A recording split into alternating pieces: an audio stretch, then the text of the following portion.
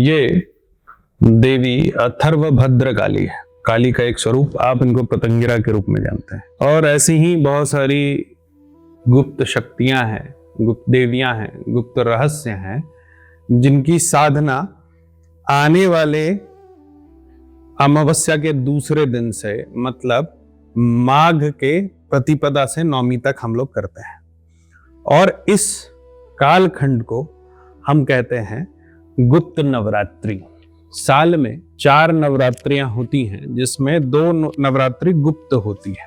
शरदीय नवरात्रि और जो एक ग्रीष्म काल की नवरात्रि है। 2 नवरात्रि आम जनमानस के लिए होती है। इसमें बहुत सारा ढोल बाजा बजता है, पूरा एक उत्सव होता है, महाउत्सव होता है। लेकिन जो नवरात्रि अभी यानी माघ महीने में जब शुरू होता है और जो दूसरी नवरात्रि है जो कि आषाढ़ में होगा, इन 2 नवरात्रियों में कोई ढोल बाजा नहीं बजता है। बहुत ही चुपचाप, बहुत ही गुप्त तरीके से इन नवरात्रियों में पूजा किया जाता है। यहीं से इस नवरात्रि का नाम गुप्त नवरात्रि रखा गया। मतलब 2 नवरात्रियां ऐसी जिसको मनाया जाता है उत्सव की तरह, जिसको मनाया जाता है महाउत्सव की तरह, और 2 नवरात्रियां ऐसी जिसको बिल्कुल ही किसी को बिना बताए आप मनाते हैं। और इसमें भी भगवती की ही पूजा होती है। जब आप भगवती की पूजा बोलते हैं तो मुख्य 2 नवरात्रियों में भगवती दुर्गा का पूर्ण स्वरूप में पूजा होता है।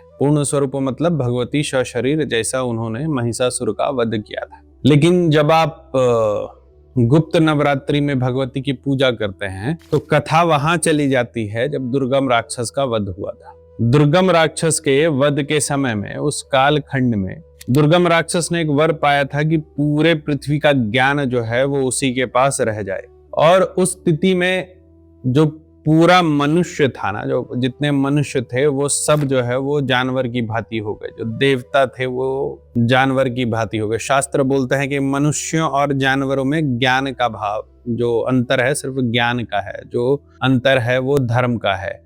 वरना मनुष्य भी खाते हैं, सोते हैं, मैथुन करते हैं, अन्न क्रिया करते हैं, और जानवर भी यही करते हैं। लेकिन धर्म और ज्ञान के कारण मनुष्य जानता है कि उसे क्या करना है, देवता जानते हैं उसे क्या करना है, क्या खाना है, कहाँ सोना है, कहाँ मैथुन करना है, लेकिन जानवर नहीं जानते। इसलिए वो जानवर है, और ज्ञान होने के कारण मनुष्य और देवता जो है वो ऊपर बढ़ जाते हैं और एक अच्छे जीवन को व्यतीत करते हैं। जैसे ये ज्ञान लुप्त हुआ दुर्गम राक्षस के द्वारा, मनुष्यों, देवताओं और जानवरों में कोई अंतर ही नहीं रहा। पूरा कौतूहल का माहौल हो गया। देवता महामाया के पास गए और बोले कि भगवती अब इससे तुम हमें बचाओ। भगवती, जैसा कि मार्कंड पुराण में लिखा हुआ है अंत में, कि भगवती ने बोला था कि मैं फिर आऊंगी दुर्गम राक्षस का वध करने। उसी सिद्धांत पर देवता जो है वो भगवती के पास पहुंचे। भगवती ने दुर्गम राक्षस के गढ़ पर जो है हमला बोला, लेकिन उसका गढ़ जो था वो ज्ञान से घिरा हुआ था, बहुत भव्य था। वो भगवती अकेले एक शरीर में नहीं उसका ध्वंस कर सकती थी। तो भगवती ने अपने अंदर से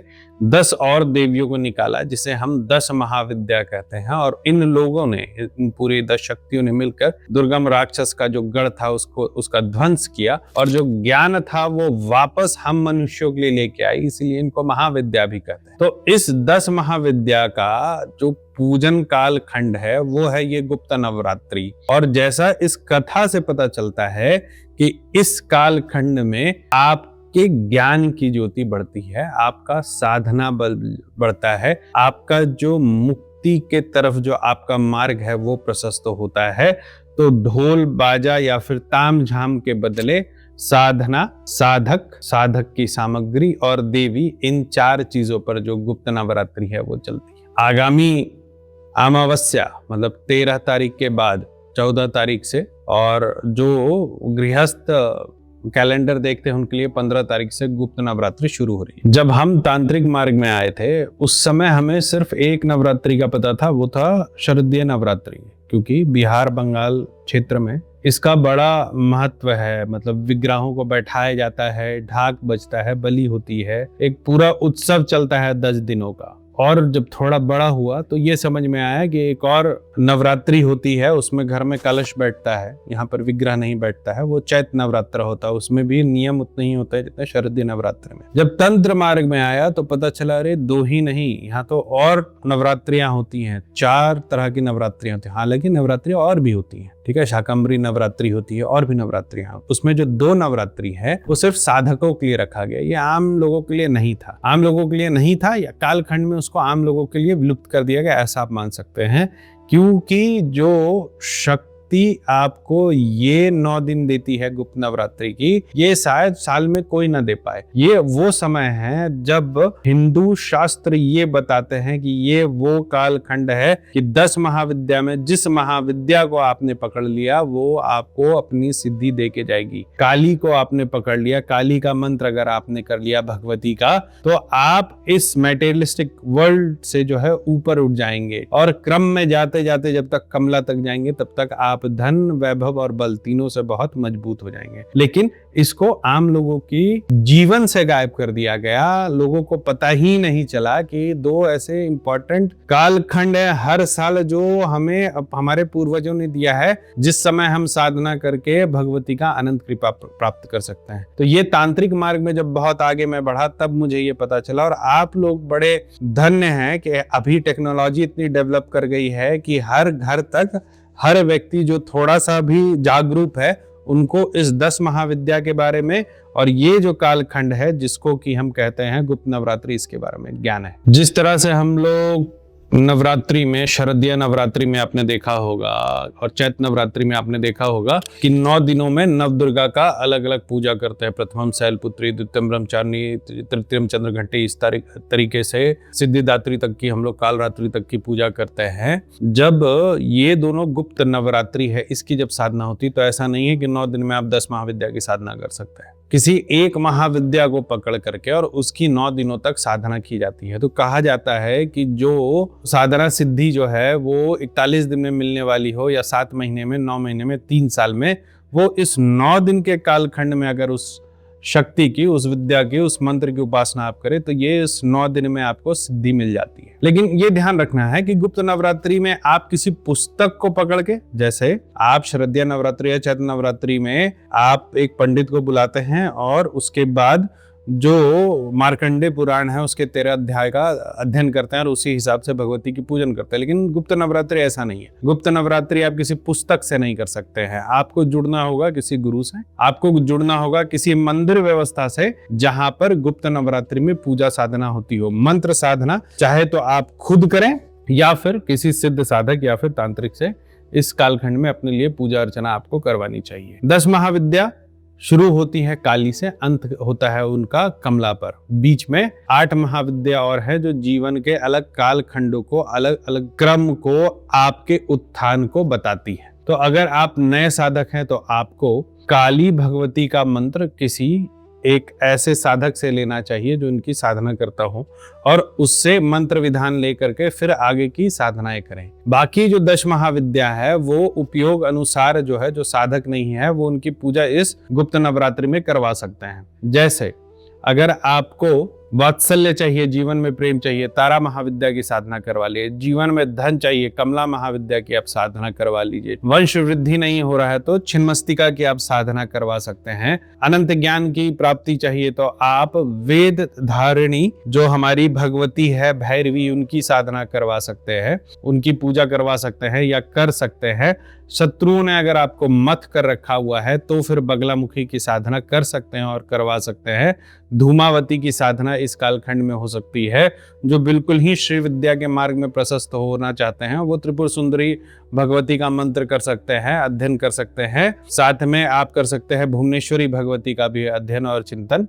और साथ में जो बाकी महाविद्याएं हैं सबका इस तरीके से अलग अलग कार्य क्षेत्र बटा हुआ है। हर महाविद्या के लिए एक विशेष उपाय है, एक विशेष मंत्र है, एक विशेष तंत्र है। उसको सही तरीके से जानकर इस 9 दिन अपने जीवन को आपको उस हिसाब से डालना चाहिए। अब इसमें ये एक बात समझिए, ज्यादातर जो है रात्रि साधना जो है वो शाक्तों की होती है। तो बहुत ज्यादा वैष्णवों के लिए जो है ये गुप्त नवरात्रि का कालखंड नहीं होता है, ये शाक्तों का काम है। ये जो नवरात्रि है इसमें साधना करने का काम शाक्तों का है, तांत्रिकों का है, नाथों का है, अवघड़ों का है। जो नहीं है, जो गृहस्थ है, जो जिनकी कोई परंपरा नहीं है, वो किसी के जरिए साधना करवाए या किसी गुरु को धारण करके आप इन साधनाओं को कर सकते हैं। 10 महाविद्या से जुड़ी एक और बहुत अच्छी कथा है, उनके प्रादुर्भाव को लेकर के। अलग अलग कल्पों में अलग अलग तरीके से महाविद्याओं का प्रादुर्भाव हुआ। जैसे हमने एक आपको कथा बताई, एक कथा ऐसी भी है जिसमें कि सती भगवती कभी भी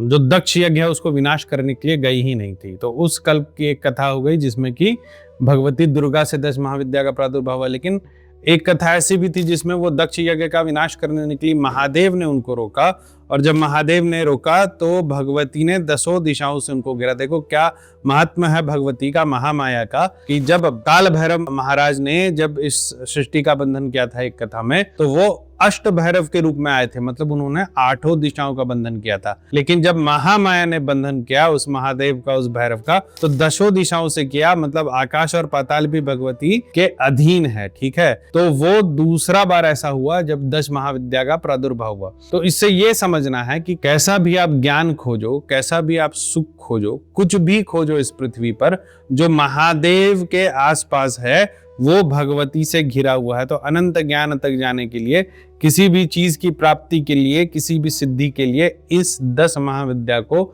सिद्ध करना बहुत जरूरी है। अब आते हैं 2 बातों पर कि आप क्या कर सकते हैं इस 10 महाविद्या का महापर्व है उसमें। सबसे पहले अगर आपने गुरु धारण कर लिया है तो गुरु परिवार के अनुसार आपको जो भी साधना विधान मंत्र मिले उसको करना चाहिए। अगर आपने गुरु नहीं धारण किया है तो किसी से मंत्र ले, उसको मांत्रिक गुरु बनाए, किसी ब्राह्मण से मंत्र ले, किसी अवगढ़ से मंत्र ले, जो भी शाक्त हो उससे आप मंत्र लेकर के उसकी साधना कर सकते हैं। और अगर नहीं कर सकते हैं तो जैसे कि ये जो वीडियो है ये श्री मंदिर के साथ हम बना रहे हैं, इन्होंने बहुत तरीके का जो है व्यवस्था करके रखा है आप लोगों के नाम पर हवन पूजन इस 10 महाविद्या के काल खंड में। ऐसे ऐसे मंदिर जहां पर जाना बड़ा मुश्किल है, जैसे काली घाट कलकत्ता में, हरिद्वार में बगलामुखी मंदिर, ठीक है, इस तरीके से एक 10 महाविद्या का मंदिर है।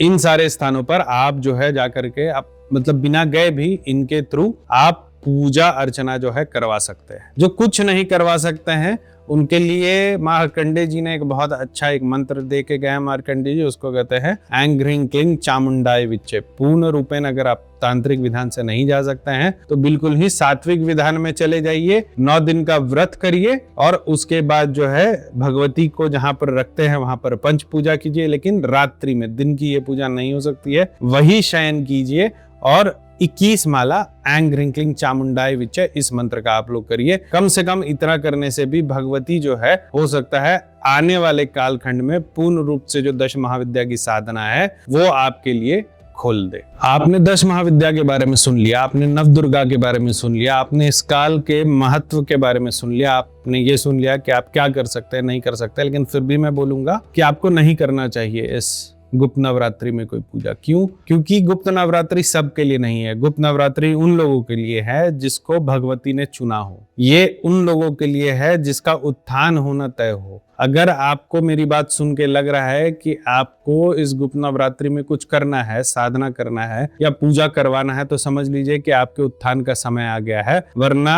अपने मन को जोर दे करके, क्योंकि सिर्फ मैं बोल रहा हूं तो गुप्त नवरात्रि में कुछ पूजा कर लेते हैं, ऐसा मत करिएगा। गुप्त नवरात्रि आपके लिए फिर नहीं है। जिनके लिए है उनको भगवती स्वयं बताएगी।